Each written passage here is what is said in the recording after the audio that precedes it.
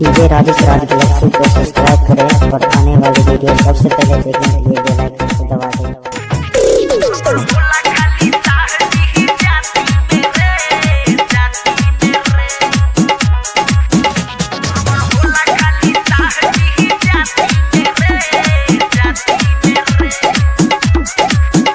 आइल बाड़ू इहा नाचे जवानी लेके काचे लइका बड़े सा जवान से कुदी है दिने आचे। आइल बाड़ू इहा नाचे जवानी लेके काचे लइका बड़े सा जवान से कुदी है दिने आचे। आइल बाड़ू तेलियन के बाराती मेरे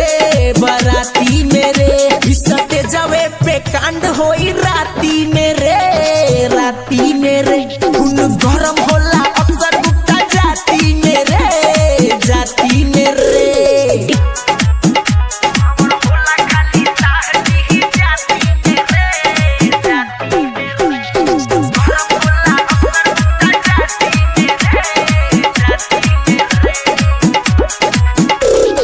अपन ताव देखाव अमर जनी बगली हिलावा हटत बावे नासा हमार हाथे से धके पियावा।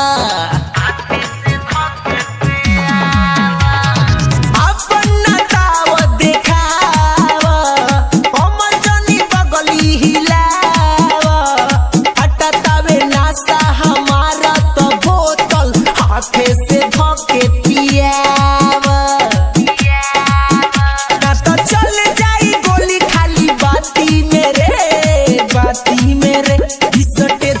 पकांड होई राती मेरे पावर होला खाली साहजी ही जाती मेरे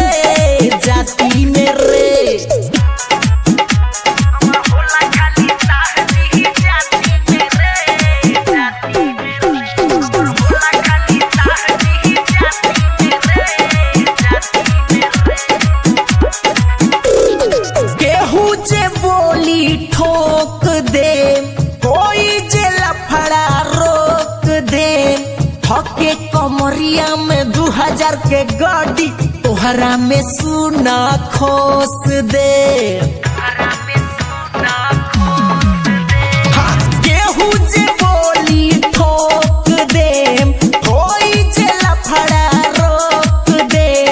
थके कमरिया में 2000 के गाड़ी तोहरा में सुना खोस दे।